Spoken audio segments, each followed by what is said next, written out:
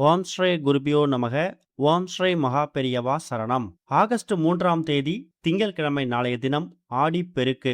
குளிக்கக்கூடிய தண்ணீர்ல இப்ப நம்ம சொல்லக்கூடிய இந்த பொருட்களை கலந்து குளிக்கும்போது பணம் செல்வம் சேரும். வருஷம் முழுக்க நல்லது மட்டுமே நடக்கும். அது என்னென்ன பொருட்கள், அதை எப்படி பயன்படுத்தணும்னு பார்க்கறதுக்கு முன்னாடி நம்மளோட வீடியோஸை இப்போதான் நீங்க ஃபர்ஸ்ட் டைம் பார்க்குறீங்கன்னா மறக்காம சப்ஸ்கிரைப் பண்ணிக்கோங்க.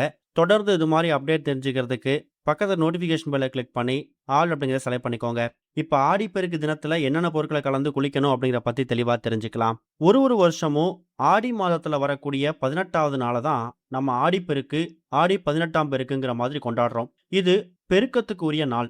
இந்த நாள்ல செய்யக்கூடிய செயல்பாடுகள், வழிபாடுகள், தானங்கள், இது மூலியமா கிடைக்கக்கூடிய புண்ணிய பலன்கள் இருக்கு இல்லையா, அது பல மடங்கு பெருகும். இந்த நாள்ல சில குறிப்பிட்ட எளிமையான வழிபாடுகள் செய்யறது மூலயமா மகாலட்சுமி தாயாரோட அருளை பரிபூர்ணமா பெற முடியுமாம். கூடவே பல மடங்கு செல்வ செழிப்பும் பெருகும். ஆடிப்பெருக்கு அன்னைக்கு நிறைய பேரு நிறைய விதத்துல வழிபடுவாங்க. ஆடிப்பெருக்கு பல மடங்கு செல்வத்தையும் புண்ணியத்தையும் தரக்கூடிய புனித நாள். கண்டிப்பா இந்த நாள்ல நீர்நிலைகளுக்கு போயிட்டு நீராடி அங்க நீர்நிலைகளுக்கு நன்றி தெரிவித்து வழிபடக்கூடிய நாள். அதுலயும் டெல்டா பகுதியில் இருக்கக்கூடிய மக்கள், திருச்சி தஞ்சாவூர் பகுதியில் இருக்கக்கூடிய மக்கள் இப்பவும் நீர்நிலைக்கு போயிட்டு காவிரி தாய்க்கு நன்றி தெரிவித்து புளியோதரை, எலுமிச்சை சாதம், தயிர் சாதம் மாதிரியான கலவை சாதங்கள் தயார் செய்து அங்க ஆற்றங்கரை ஓரத்துல மண்ணை பிடித்து அந்த மண்ணை அம்பாலா பாவித்து வழிபாடு செய்வாங்க. இந்த வருஷம் நமக்கு ஆகஸ்ட் 3ஆம் தேதி திங்கட்கிழமை ஆடிப்பெருக்கு வந்திருக்கு. ஆடிப்பெருக்கு தினத்துல நமக்கு கூடுதலா 2 விசேஷங்கள் சேர்ந்து வந்திருக்குது. ஒன்னு, வாராகியம்மனுக்கு உகந்த பஞ்சமி திதி இரவு 9 மணி வரைக்கும் இருக்கு. அது இல்லாம திங்கட்கிழமை சோமவாரம் சிவபெருமானுக்கு உகந்த உத்திரட்டாதி நட்சத்திரமும் சேர்ந்து வந்திருக்குதாம். இது எவ்வளவு பெரிய விசேஷம் தெரியுமா? இது ஏதாவது ஒரு சில வருஷங்கள் தான் அமையும். நமக்கு இந்த வருஷம் அமைஞ்சிருக்கு.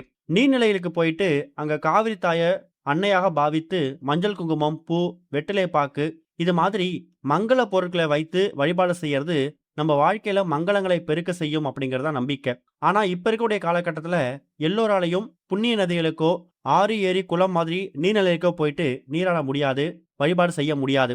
அதுக்கேத்த மாதிரி இப்ப நவீன உலகத்துல நம்ம வீட்டுல பயன்படுத்தக்கூடிய தண்ணீர் குழாய், ஆர்ஓ பியூரிஃபையர் இந்த மாதிரி பொருட்களுக்கு தண்ணீரை கொடுக்கக்கூடிய முக்கியமான மூலாதாரத்துக்கு நம்ம பூஜைகள் செய்து வழிபாடு செய்யலாம். நீங்க ஆடிப்பெருக்கு தினத்துல இலை போட்டு படையல் போடுவீங்க அப்படின்னா மதியம் 12:15 இருந்து 1:15 இந்த 1 மணி நேரத்தை பயன்படுத்திக்கோங்க. திங்கட்கிழமையில ஆடிப்பெருக்க வந்திருக்கிறதால காலை 7:09 ராகு காலம் இருக்கு, 10:12 யமகண்டம் இருக்கு. தாலி பிரிச்சு கோக்கணும், தாலிச்சரடு போடணும் அப்படின்னு நினைக்கிறவங்க காலையில 9:15 இருந்து 10:15 இந்த 1 மணி நேரம் ரொம்ப ரொம்ப நல்ல நேரம். திருமணமான புதுமண தம்பதிகள் தாலி பிரிச்சு கோக்கிறதுக்கு இந்த நேரத்தை பயன்படுத்திக்கலாம். அதே மாதிரி சுமங்கலி பெண்கள் அவங்களுடைய மாங்கல்ய பலம் கூடணும் அப்படிங்கிறதுக்காகவும், கணவருடைய ஆயுள் அதிகரிக்கணும் அப்படிங்கிறதுக்காகவும் இந்த நாள்ல தாலிச்சரடு மாத்திக்கும் போது அவங்க கணவருடைய ஆயுள் அதிகரிக்கும் அப்படிங்கிறதா நம்பிக்கை. அப்படிப்பட்டவங்களும் காலையில 9:15 இருந்து 10:15 இந்த 1 மணி நேரத்தை பயன்படுத்திக்கோங்க.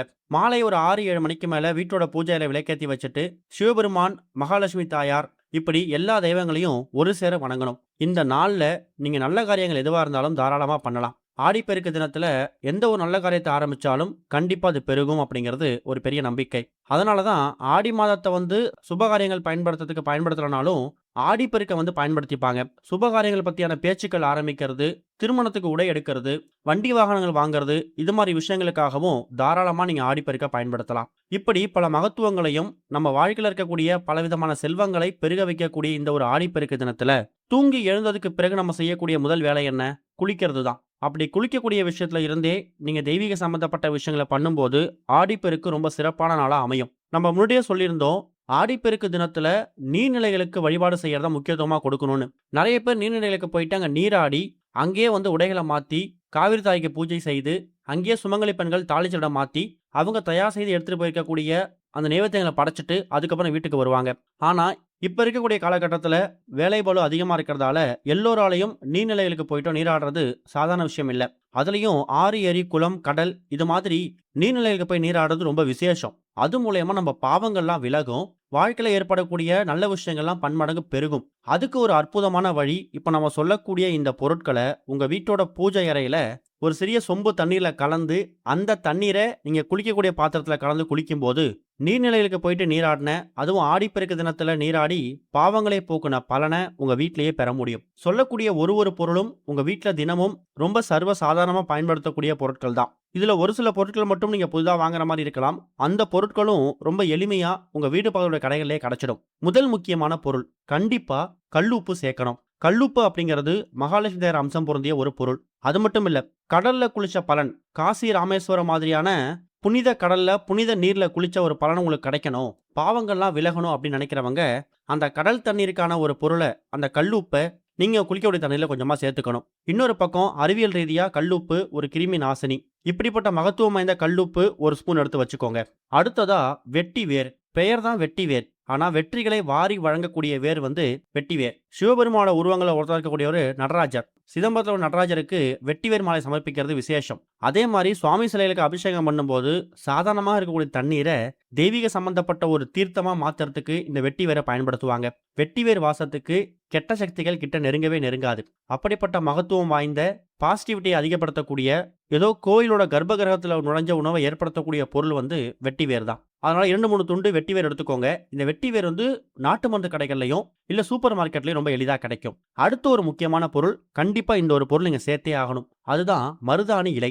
மருதாணி இலை அப்படிங்கிறது சாதாரண பொருள் கிடையாது. சுபகாரியத்தை நீக்கக்கூடிய அற்புதமான பொருள். வீட்ல வந்து ரொம்ப நாட்களாவே சுபகாரியங்கள் நடக்க மாட்டேங்குது, தள்ளி போயிட்டே போகுது. உங்க மகளுக்கோ மகனுக்கோ திருமண வரன் கைக்கூடி வரல, இல்ல திருமணமாகி ரொம்ப வருஷமா குழந்தை பேர் இல்லாம வளையாப்பு ஃபங்க்ஷன் நடத்த முடியல. இது மாதிரி எந்த குறையா இருந்தாலும் சரி, அந்த சுபகாரிய தடையை நீக்கக்கூடிய அதீத சக்தி வாய்ந்த பொருள் வந்து மருதாணி. சரி, அடுத்து ஒரு முக்கியமான பொருள், சில்லறை நாணயம். லட்சுமி குபேரர் வாசம் செய்யக்கூடிய ஒரு பொருள். தனதானியத்துக்கு அதிபதி லட்சுமி குபேரர். அவருக்கு உகந்த அவர் வாசம் செய்யக்கூடிய இந்த சில்லறை நாணயத்தை ஒரு பொருள் எடுத்து வச்சுக்கோங்க. அடுத்ததா ஏலக்காய். பணவசியம், ஜனவசியம் ரெண்டுத்துக்கும் பயன்படுத்தக்கூடிய அற்புதமான தாந்திரிக பொருள் ஏலக்காய் தான். கடைசியா காரியத்தடை நீக்கி எந்த காரியத்தை தொட்டாலும் அதுல தடை ஏற்படுது, ஆரம்பிச்ச கொஞ்ச நாட்கள்லயே வியாபாரமோ தொழில் நொடிஞ்சு போயிடுது, இல்ல வீட்டுல என்ன ஒரு விசேஷம் ஆரம்பிச்சாலும் அது பாதியே தடைபட்டு போகுது, இது மாதிரி எந்த விதமான காரிய தடை இருந்தாலும் அது நீக்கக்கூடிய பொருள் வந்து கிராம்பு. இப்ப நாம சொல்லிக்கக்கூடிய ஒரு ஒரு பொருளுக்கும் ஒரு ஒரு மகிமை இருக்கு. இந்த எல்லா பொருட்களும் நம்ம வீட்ல அன்றாட பயன்பாட்டுக்கு, சமையலுக்கு இல்ல மற்ற விஷயங்களுக்கு பயன்படுத்தக்கூடிய பொருட்கள் தான். இதுல ஒரு சில பொருட்கள் இல்லைனாலும் பரவாயில்ல. முக்கியமா கல்லுப்பு, ஏலக்காய், கிராம்பு, மருதாணி இலை இருக்க மாதிரி பார்த்துக்கோங்க. வெட்டிவேர் கிடைச்சா கண்டிப்பா சேர்த்துருங்க. இப்ப இந்த பொருட்களை ஒட்டுமொத்தமா நீங்க குளிக்கக்கூடிய தண்ணீர்ல கலந்து, குடும்பத்துல ஒரு 10 நபர்கள் 5 நபர் இருக்கீங்கன்னா அந்த 5 நபர்களும் தனித்தனியா கலந்து குளிக்கலாம். அப்படி இல்லைன்னா நாளைய தினம் ஆடிப்பெருக்கு தூங்கி எழுந்ததுக்கு பிறகு முதல் வேளையா சொம்பு தண்ணீர்ல இப்ப நாம சொல்லக்கூடிய கல்லுப்பு, கிராம்பு, ஏலக்காய், வெட்டிவேர், மருதாணி இலை, சில்லறை நாணயம் இந்த எல்லா பொருட்களையும் ஒன்றாக சேர்த்து அந்த சொம்பு தண்ணீரை சாஸ்திரத்துக்கு குளிக்கக்கூடிய தண்ணீர்ல கொஞ்சம் கொஞ்சமா குடும்பத்தோட எல்லா நபரும் கலந்துக்கலாம். குளிச்சு முடிச்சதுக்கு பிறகு அந்த ஏலக்காய், கிராம்பு, மீதி இருக்கக்கூடிய வெட்டிவேர் இது எல்லாத்தையுமே செடி கொடிகளை பூந்தொட்டியில போட்டுருங்க. அந்த சில்லறை நாணயத்தை மட்டும் எடுத்து பத்திரப்படுத்திக்கோங்க. குளிக்கும் போது கிழக்கு திசை பார்த்து வாழ்க வளமுடன் சொல்லிக்கிட்டே குளிங்க. வாழ்க்கையில செல்வங்கள் பெருக்கெடுத்து ஓடணும், எல்லா விதமான கஷ்டங்களும் தீரணும்னு ஆடிப்பெருக்கு தினத்துல குளிக்கும் போது இதுல போட்டிருக்கக்கூடிய இந்த பொருட்கள் மூலியமா பெரிய புனித நதிகளை நீராடின பலன், அதுவும் ஆடிப்பெருக்கு தினத்துல நீராடின பலன் கிடைக்கும். அது மூலியமா சகலவிதமான பாவங்கள் விலகி வாழ்க்கையில புண்ணியங்கள் சேரும். குளிக்கக்கூடிய தண்ணீர்ல என்ன மாற்றம் வந்துட போகுது அப்படிங்கிற கேள்வி வரும். இந்த பொருட்களை கலந்து குளிக்கிறதால எந்த விதமான நஷ்டமும் ஏற்பட போறதில்ல.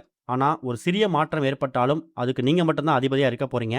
நம்பிக்கையோட பண்ணுங்க, நல்லதே நடக்கும். ஓம் ஸ்ரீ குருபியோ நமக. ஓம் ஸ்ரீ மகா பெரியவா சரணம்.